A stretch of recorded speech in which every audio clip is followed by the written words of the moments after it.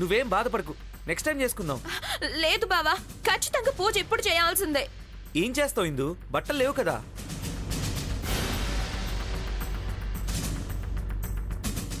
ఇవేనా బావా?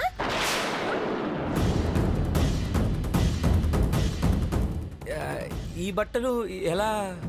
పూజ కోసం ఇంత దూరం వచ్చిందాన్ని పట్టు వస్త్రాలు మర్చిపోతానా బావా? శేఖర్ అన్నయ్యని అడిగితే బట్టల గురించి చెప్పాడు, వెంటనే తెచ్చాను. చచ్చాం. ఎలాగో తప్పించుకున్నాం అనుకుంటే మళ్ళీ ఇరికించింది. ఈ బట్టలు ఒకటి నా ప్రాణానికి. ఎట్టి పరిస్థితుల్లో ఈ పూజ జరగకూడదు అంటే ఇందు గుడికి రాకూడదు, కాదు రానివ్వకూడదు. అది తప్ప వేరే మార్గం లేదు. రెండమ్మ వెళ్దాం. ఆ, బావా పద వెళ్దాం, అందరూ వెళ్తున్నారు, రా బావా. ఏం చేయాలి? ఇందుని ఎలా ఆపాలి? ఏమైంది బావా? ఏం లేదు, నా పర్స్ మర్చిపోయాను. పర్సా ఎక్కడ పెట్టావు? అదే గుర్తుకు రావట్లేదు. స్నానం చేసేటప్పుడు అక్కడ మిర్రర్ దగ్గర పెట్టాను. సర్లే బావా, సాయంత్రం వస్తావు కదా, అప్పుడు చూసుకుందు గాని పద. లేదిందు, అందులో చాలా ఇంపార్టెంట్ పేపర్స్ ఉన్నాయి. అలాగా, సర్లే నేను వెళ్ళి తీసుకొస్తాను.